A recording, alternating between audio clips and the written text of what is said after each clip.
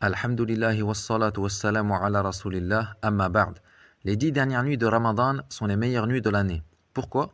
Car il y a dedans Laylatul Qadr, la nuit du destin, qui est la nuit dans laquelle Allah Ta'ala a fait descendre le Coran.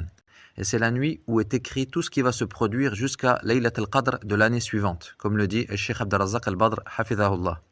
Et cette nuit est meilleure que 1000 mois, comme cela est connu. C'est-à-dire que les actes d'adoration durant cette nuit sont meilleurs que celles accomplies durant 83 années environ dans lesquelles il n'y a pas Laylatul Qadr. Mais le Cheikh Salih al-Usaymi, hafidhahullah, précise que ce qui est voulu par l'adoration durant cette nuit est la prière, la lecture du Coran et l'invocation, ad-du'a, et non pas les autres bonnes actions comme as-sadaqa, la bonté envers les parents, etc. Taïb. Et quand est-ce que tombe Laylatul Qadr?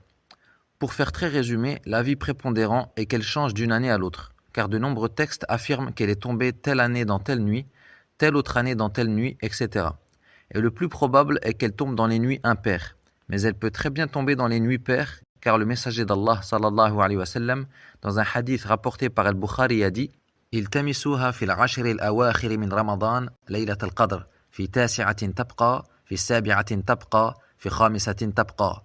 Recherchez-la dans le dernier tiers de Ramadan, Laylat al-Qadr, dans la 9e nuit restante, dans la 7e nuit restante, dans la 5e nuit restante. Yani en partant de la fin du mois. Donc si le mois fait 30 jours, eh bien ces nuits seront des nuits paires.